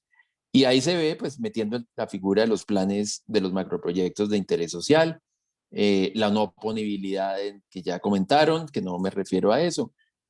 Cuando haya temas de seguridad nacional, entonces usted más o menos lo tiene que meter. El otro tema es el del proceso. A mí me parece que es bueno el tema de reglamentar el proceso. Me parece que es saludable porque cuando hay vacíos, pues se presenta a contradicciones entre el sector público y promotores. Entonces yo creo que poner pasos es bueno y es saludable, saber a qué atenerse, pero nuevamente el lado débil de la cuerda pues está del lado del municipio. Entonces si usted no se... Porque además se entiende que el plan parcial, en el afán del gobierno siempre, que es que no se habilita suelo, cuando yo fui subdirector de planeación, la gran pelea era, es que usted no habilita suelo, es que usted con el ministerio, es que usted no habilita suelo. O sea, es que habilitar suelo requiere un proceso de maduración que toma tiempo. Entonces, si queremos madurar suelo, hay que empezar a madurarlo desde antes. Como le decían a uno los del transporte del bus, que apúrele, le decían, ¿por qué no vino ayer? Le pegaba el grito el conductor, ¿por qué no vino ayer? Pues acá es lo mismo. Si hay afán de suelo, ¿por qué no se monta una estrategia para generar ese suelo? Y aquí estamos abordando los temas de planes parciales que no maduran el suelo, no permiten la participación de la gente. Tenemos un polígono ahora aquí en La Calera, donde se están pasando por encima unos cuerpos de agua, unos nacimientos, que toca con el otro tema. Se habla de la sostenibilidad, pero aquí la sostenibilidad, creo que ya lo han dicho, pero lo reitero, pues tenemos un tema crítico porque aquí ya no es el primer, tenemos ya varios casos donde la corporación ambiental es la primera donde se desaparecen los conceptos de donde están localizados, por ejemplo, los cuerpos de agua, y que es un tema general de todos los planes de expansión y lo que está pasando en la sabana y en las áreas suburbanas. Entonces, ¿dónde construimos o dónde hay una ley o dónde hay algo que genere los espacios y genere las condiciones para que la sostenibilidad del territorio se pueda volver realidad? No lo está haciendo, por ningún lado lo está haciendo.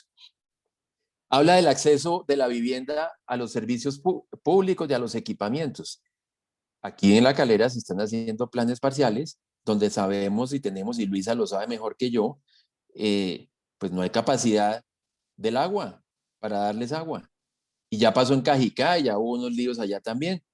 Entonces, ¿dónde están las garantías? Entonces es una ley que habla de unos principios que son carreta, porque la realidad que se vive en los municipios es totalmente diferente. Y eso, digamos, lo que muestra es el distanciamiento que hay entre las instituciones nacionales y la realidad de lo que realmente se requiere. Porque además, como sucedió en Hidroituango y sucede en todo, a la comunidad no se escucha. La comunidad es un estorbo, Y eso tiene que ver también con entender el territorio no como un soporte para el desarrollo de la actividad económica y hacer una sinergia con eso, sino ahí es un enfoque extractivista. El territorio es un suelo para desarrollar una actividad que es un sector jalonador de la economía. Y mientras ese sea el concepto sobre el cual partimos, es carreta lo que habla en todo este conjunto de leyes. Me parece interesante en la ley el tema de la vivienda rural, a pesar de que no da pautas y es un carretazo porque, como lo decía David, lo terminó con recursos de la nación que nunca hay para la zona rural. No hay para los PEDETs, mucho menos para las zonas rurales. Pensando en los campesinos de aquí de La Calera, pues no les va a llegar nada. No les va a llegar nada porque además tiene priorizaciones primero para obviamente las zonas más pobres del país. Entonces, el campesino de la sabana de Bogotá no es un campesino, es pobre, pero no es el más pobre de Colombia. Pues no le va a llegar el reparto de los recursos de los subsidios rurales, pero me parece interesante entender el tema de tecnologías apropiadas, el tema de priorizar los PEDETs, el tema de mirar un análisis cultural, el tema de la vivienda que habla con enfoque cultural es muy interesante y muy importante. Yo estuve haciendo unos talleres en MeToo y decían, nosotros nunca podemos aplicar un subsidio de vivienda porque aquí nos salimos del rango si tenemos que traer el concreto, el hierro, todo que toca traerlo por avión. Y no nos valen la elegibilidad de viviendas en madera. Entonces, ahora creo que ahí se avanza un poco, pero miren lo divertido. Dice que se reconoce la vivienda de interés cultural y resulta que la vivienda de interés cultural es solo la que está en sectores de interés cultural o en bienes de interés cultural. Plop. Eso no es nada. Eso no se puede apalancar absolutamente nada ahí con ese tema de la vivienda. Por el otro lado, en el mejoramiento de vivienda que es tan importante, pues se habla de que un tema novedoso que es, por ejemplo, que se podrá acceder los que tuvieron un subsidio de mejoramiento podrán acceder a un subsidio de vivienda nueva posteriormente o acceder a un subsidio nuevamente de mejoramiento. Como ese subsidio es más bajito, pues uno puede tener 2 subsidios de vivienda, podría ser muy interesante. Pero después dice, pero se priorizará siempre la inversión, los subsidios a los que no han tenido subsidio. O sea, saludo a la bandera. Entonces, por eso, digamos, la conclusión de un análisis general de la ley, pues es que es una ley que resuelve unos problemas puntuales que tienen nombre propio, de los problemas que tiene el gobierno para cumplir sus metas y sacar la banderita de que cumplí. Y pues el tema que ya María Mercedes lo tocó en detalle, pues del sector de la construcción, pues que tiene unas necesidades de seguridad jurídica, etcétera, que eso sí queda pues clarito y definido. Y en ese contexto, pues creo que no aguanta mayor, digamos, detalle desde lo local en que esto vaya a transformar la vida, vaya a transformar las condiciones. No hay una reorientación. Esto como política pública de Estado lo que ratifica es una política que tiene grandes dificultades, que está más concebida para promover un sector de la economía que tenemos eso desde el año 70, que es el más jalonador, el que más insumos tiene, mayores encadenamientos, pero desde lo que la gente con los que nosotros estamos como Consejo Territorial de Planeación necesita, que es tener mejores espacios, tener mejores condiciones, que le conserven el medio ambiente, que los que tienen ingresos más bajos en las zonas rurales o en las zonas urbanas, como esta OPB que les digo, puedan realmente acceder al suelo. No está dado porque esto está montado bajo unas condiciones de mercado que no permiten que eso se vuelva realidad. Y esta ley ni lo toca ni lo cambia. Incluso sigue enredando el galimatías jurídico que tenemos, porque muchos artículos de esos se van a prestar a contradicciones con otros artículos. Entonces, pues básicamente eso era lo que quería comentarles. Muchas gracias. Gracias, Ignacio. Creo que nos hiciste un resumen muy interesante. No sé si Luisa, Javier, algunas personas que no hayan intervenido podemos escucharlos muy brevemente, sus comentarios. Ya está bastante tarde. Luz Marina, qué pena. Quisiera hacer un pequeño adición que me faltó, que me parece muy importante. A ver, muy rápidamente para... Muy rápido, y es que cerrar. hay un artículo que se refiere a que le da alguna prelación y frente a los intereses que en ningún caso pueden ser superiores a los del sector bancario, financiero, a los préstamos del Fondo Nacional de Ahorro. Y esto me parece que hace una odiosa diferenciación frente a otros medios de financiación de adquisición de vivienda. Por ejemplo, las cooperativas, los del sector solidario, cooperativas y fondos de empleados, normalmente por instrucciones mismas de la Superintendencia de Economía Solidaria, atendiendo políticas siempre del gobierno nacional, están por encima de los intereses bancarios del sector bancario, quiero decir. Esto me parece que hace una odiosísima diferencia. Ahora mete a ellos, mete dentro de la competitividad, pero más que dentro de la competitividad, a los afiliados al Fondo Nacional de Ahorro, que está bien por ellos, pero me parece que está dejando por fuera a los ahorradores del sector solidario. Yo creo que esto podría ser objeto si de alguna demanda de inconstitucionalidad en orden del derecho de igualdad frente a los ahorradores del sector solidario, puntualmente fondos de empleados y cooperativas. Muchas gracias. Gracias. Gracias, Pablo. Luisa. Hola, yo hablo poquitico porque lo que estuve fue en clase. Buenas noches a todos, escuchándolos, viendo lo que se viene, pero así súper breve, yo lo que veo en general, viéndolo, digamos, un poco desde un ciudadano no experto técnico, pero que tiene que lidiar con estos temas, es pues como que la ley está hecha desde lo que quieren vender y no de lo que necesita la gente. Entonces, pues se quieren vender bis y se quiere vender, no sé, se quiere que los que construyen bis tengan seguridad jurídica, pero de ninguna manera como que de verdad se piensa en qué necesita la gente en el sector rural. Pues lo que decía Ignacio de las OPVs aquí es pero completamente evidente por ninguna parte.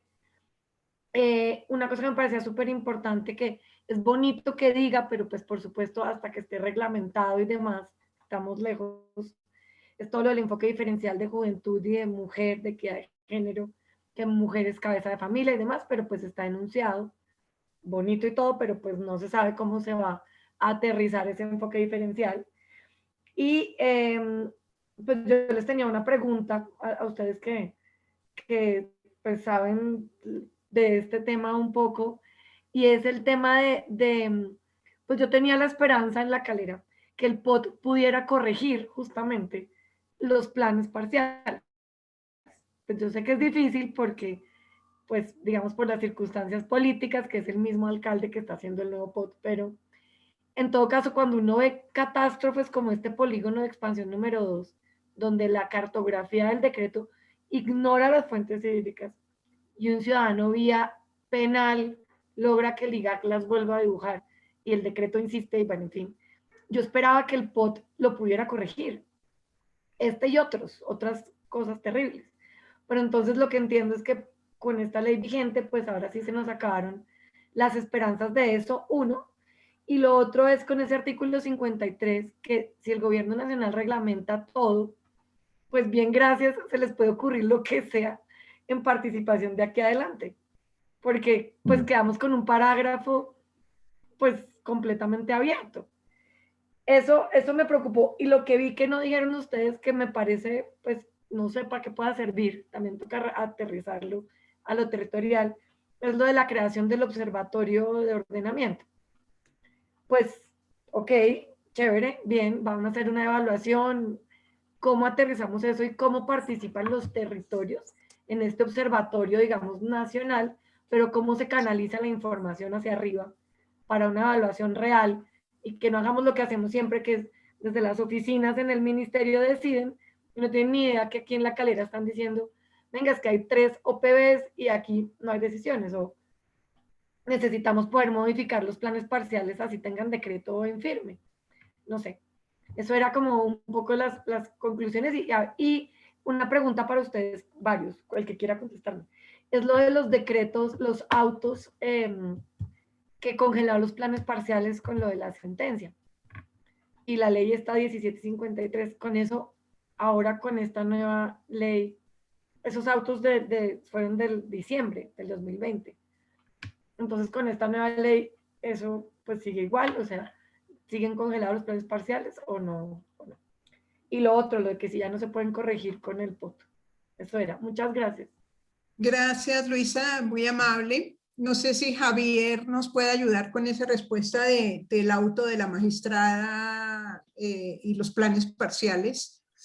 Pues bueno, yo más que responder, digamos, un poco a la reflexión que hacía María Mercedes y que hacía Ignacio, que me parece que es una muy buena lectura, pues yo también considero que esta ley pues finalmente pues no va a contribuir a solucionar los problemas que plantea solucionar.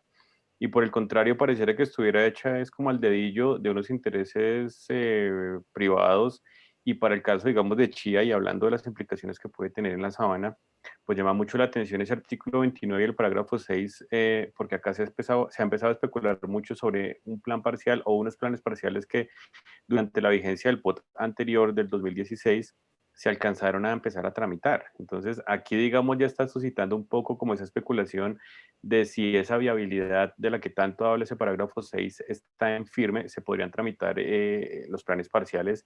Y aquí tenemos entendido que hay 2 o 3 que estuvieron en revisión en la Dirección de Ordenamiento Territorial.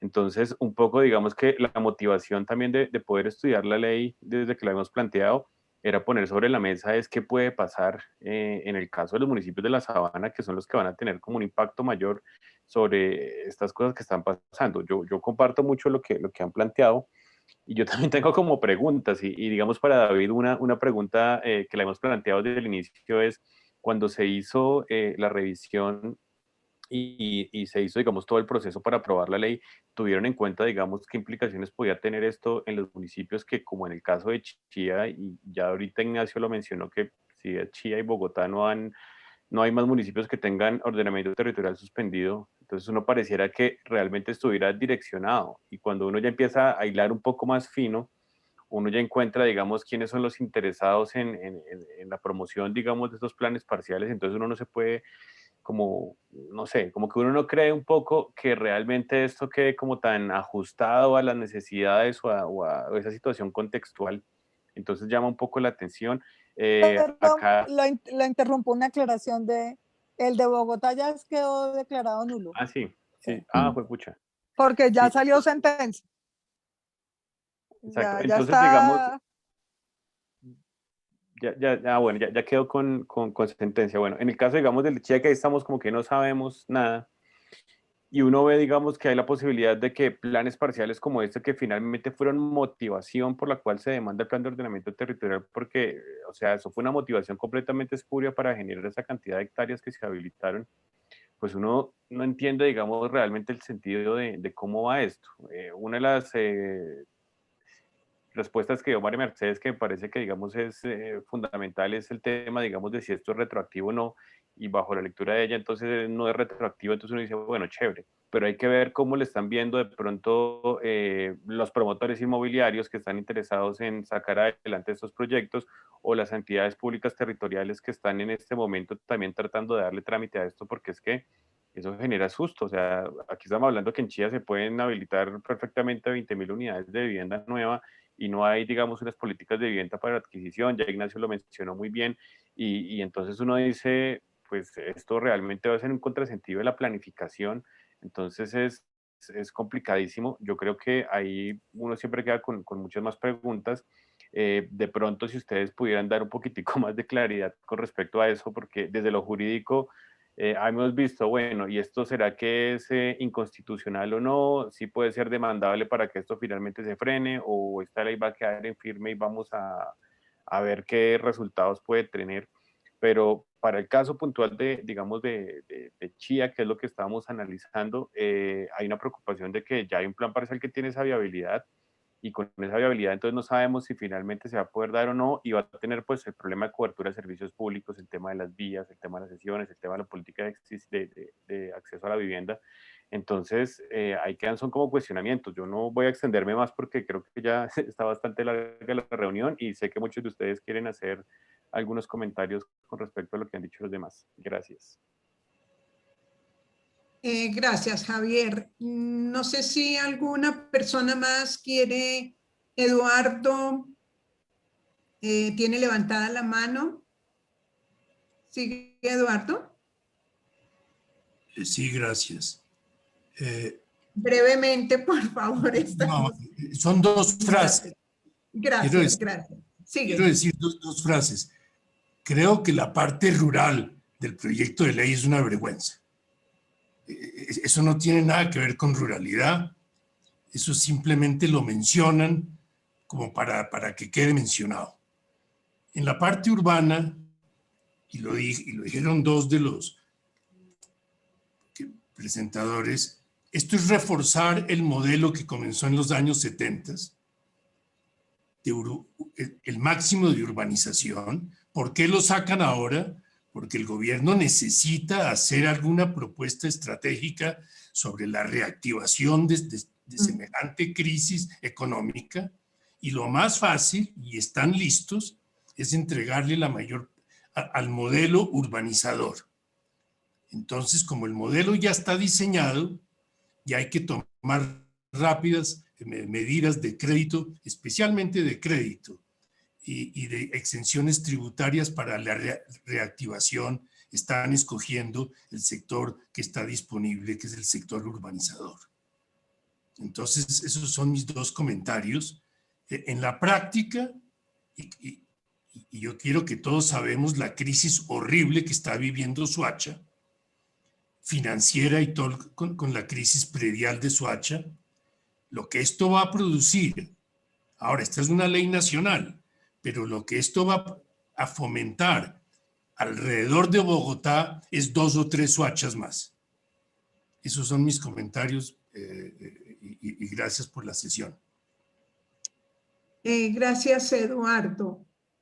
No sé si María Mercedes nos dé un par de luces sobre algunas de las preguntas que están planteadas, o alguien quiere agregar como una conclusión a la ya muy buena que hizo Ignacio, Javier y otras que han surgido.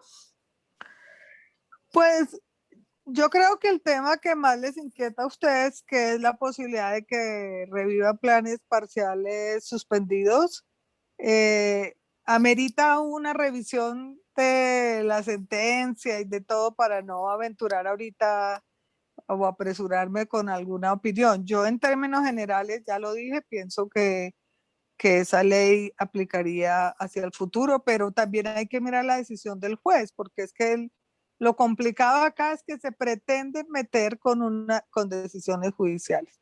Entonces, a mí me parece un tema muy importante, pero pienso que podemos después hacer un taller de trabajo pues más específico para ese tema, y mirar qué pasa ahí.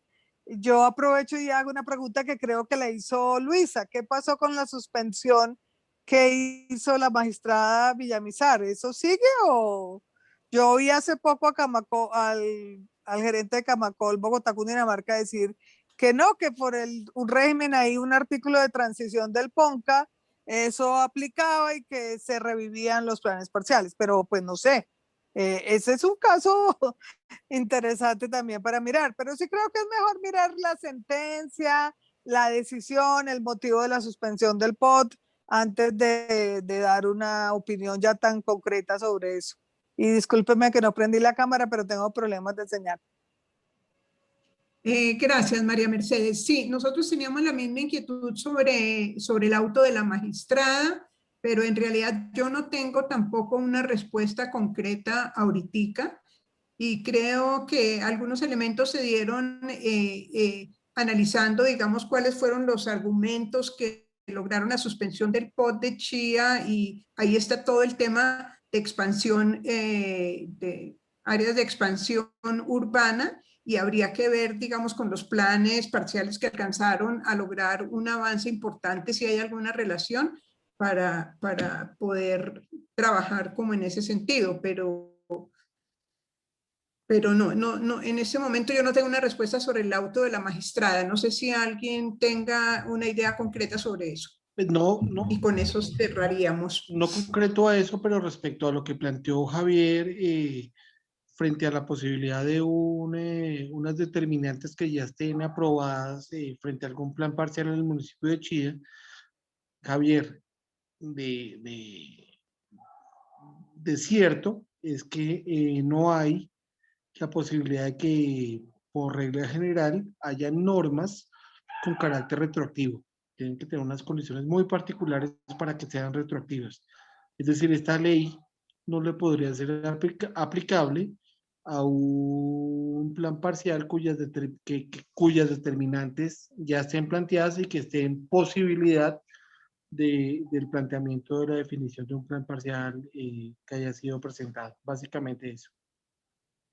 Pero como no hay sentencia final sobre el POT de Chía, sino solamente una suspensión, ¿sería válido o habría que esperar a que haya sentencia definitiva para mirar lo de la retroactividad?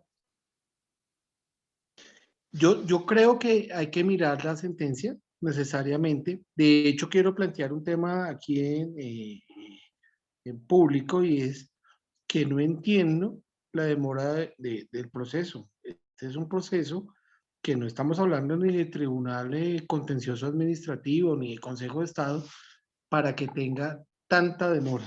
De hecho, estamos esperando una sentencia desde el año pasado y no entendemos la demora. De hecho, es un tema que desde el Consejo Territorial de Planeación pretendemos solicitar un diagnóstico de ese proceso, por qué se ha demorado tanto. Bueno, muchísimas gracias. No sé si hay una cosa final para cerrar, David, o alguna persona más. Quedamos debiendo el análisis del auto de la magistrada, si está en firme, si está vigente aún. No, Y no, del auto de suspensión provisional. Sí. David. Sí, no, solamente iba a decir que estaba de acuerdo con lo que ha dicho María Mercedes, que había que llegar como a la reglamentación, y la pregunta que me hacía Javier, si durante el trámite se había hablado específicamente de un proyecto específico. Yo no recuerdo ningún proyecto específico, solamente se hacía mucha referencia durante el debate como a la falta de certidumbre jurídica con algunos proyectos generales. Ponían varias veces ejemplos en Bogotá, pero no ningún proyecto específico en general sobre los municipios de la Sabana. Bueno, muchísimas gracias a todos. Les agradecemos y nos han ilustrado mucho. Quedamos pendientes con ese par de temas, y es posible que en adelante podamos hacer una nueva sesión como para mirar cómo se va resolviendo este tema. No sé si hay alguna cosa adicional, y si no, entonces le deseamos muy buena noche. Muchas gracias por su participación, por su paciencia, y nos veremos en nuevos conversatorios.